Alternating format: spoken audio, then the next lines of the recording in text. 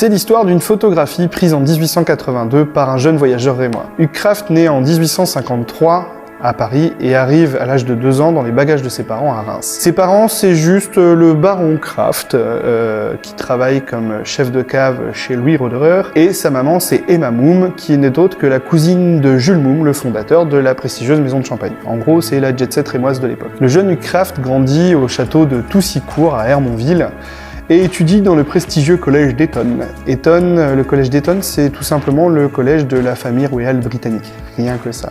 Lorsqu'il est adulte, son père l'engage comme caviste chez lui Roederer, mais le train de vie mondain du jeune Hugues n'est guère compatible avec la vie de caviste. Son père décide donc de l'emmener avec lui lors de ses voyages commerciaux. Il n'arrêtera plus de voyager dès lors. Après les décès successifs de leurs parents, les frères Kraft, Hugues et Édouard, héritent d'une fortune très confortable. Elle sera consacrée au voyage. Et à partir de 1881, ils décident avec 2 amis de faire le tour du monde.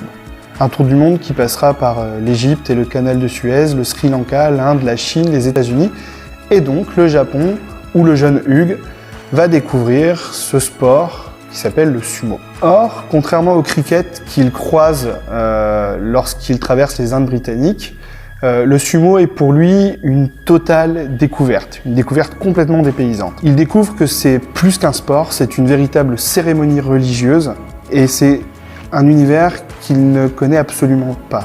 Et la confrontation entre l'univers de ce jeune dandy rémois et cet art traditionnel japonais est plus que savoureux. Il découvre ce sport à Tokyo et dans le quartier de Ryogoku, qui est encore aujourd'hui et depuis le XVIe siècle le cœur du sumo.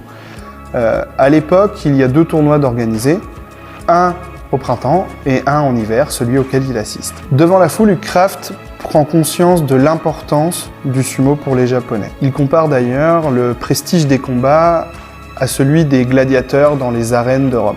L'allure des combattants marque forcément le jeune rémois. La tenue, bien sûr, mais surtout le physique. Il parle notamment de personnages très corpulents, bâtis comme des Hercules, et qui tranchent sur le reste du public comme des géants sur une race dégénérée. Alors la race dégénérée, il faut garder dans la tête qu'on est sur la fin du 19e siècle, et qu'évidemment, certains propos qui choqueraient aujourd'hui passent à l'époque relativement facilement. Le déroulement du combat le surprend également.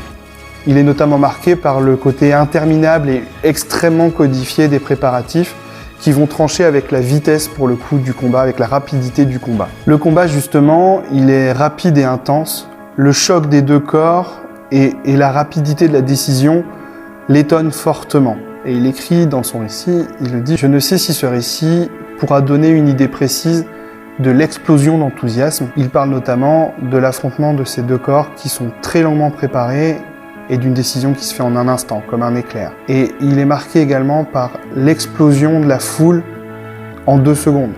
C'est-à-dire qu'on a tout le temps des préparatifs, un silence religieux, et pendant les 3, 4, 5 secondes du combat, une explosion d'enthousiasme terrible, un rugissement qui emporte tout, et c'est quelque chose qui marque durablement le jeune Hugues Kraft. Pour prendre cette photographie, Hugues Kraft a dû négocier avec le chef de la corporation. Il est pour ça aidé par son guide, Ito, et là encore une fois, c'est une confrontation culturelle entre un jeune bourgeois rémois et le poids des traditions japonaises, avec tout ce que ça signifie de décorum et d'extrême politesse, la cérémonie du thé et les discussions interminables. C'est un jeune commercial, Hugues Kraft, et il est habitué à l'aspect direct des discussions commerciales autour du champagne.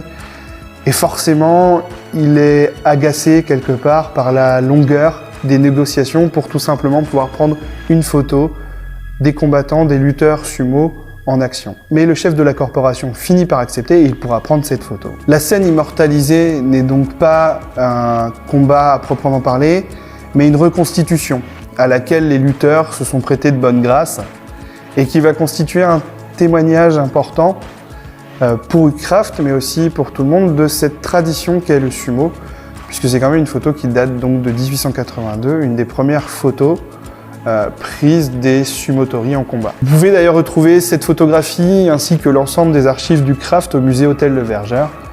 Voilà, j'espère que cette vidéo vous a plu. Vous pouvez nous retrouver sur les différents réseaux sociaux, Sport Club sur Instagram, sur Facebook, sur Twitter. Abonnez-vous à cette chaîne YouTube également. Et on se retrouve bientôt pour une nouvelle vidéo.